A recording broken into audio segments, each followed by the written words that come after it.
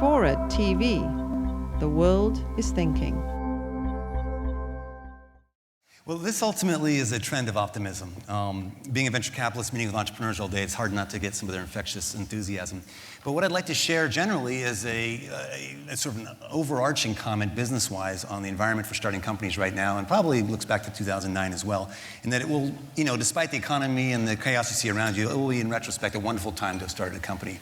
One interesting metric, we often hear that starting a company in a recession, you build a healthier culture. So we went back and did some analysis of the Dow Jones Industrial Average, and 63% of them were formed during a recession. Now, why are some of the reasons that companies that may be built to last are formed in that time? A lot of theories you can come up with. You tend to have a more frugal internal culture. Externally, you focus more on customers than VCs or competitors. You tend to form iterative loops with those customers and conversations that are healthy. You also tend to have less competition, frankly, and that gives you a little more time to build your model and figure out what it is before you pump on the gas, hire salespeople, and expand. Companies like Hewlett-Packard and Cisco still have cultures to this day that trace to the internal roots and their internal starting point. But also, of course, when you have market disruption, you have opportunity for new entrants, and that's why I think it's a great time to start a company.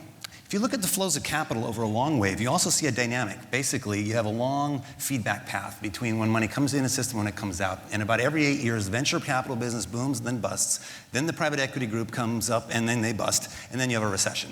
And that pattern has played out since the beginning of the venture capital industry. And I think what's interesting about it is it sets up for potentially another capital boom, meaning capital is scarce now, might not be so much over the next few years. Also, of course, the markets are much bigger now than ever before. You're serving global markets. The internet has made network effects possible to reach these customers globally. So the entrepreneurs today have opportunities that were lacking just 20, 30 years ago.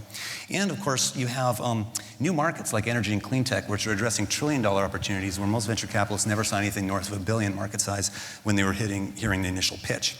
And if nothing else, human talent is flocking to some of these industries like energy and clean tech. I'll leave with what I think is the most important graph in all technology business.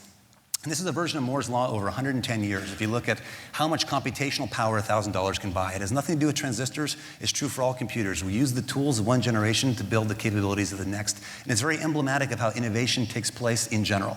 It's sort of an epitome of what innovators do. They build off the past. And what's interesting is it's completely exogenous to the economy. Recessions and depressions have no impact on the long-term trajectory of technological progress, which is ultimately the driver of disruption that makes new technologies possible. And we think that it's an incredibly interesting time, therefore, to be starting a company because the number of possible ideas you can combine into a new innovation is larger than ever before and keeps growing. Thanks.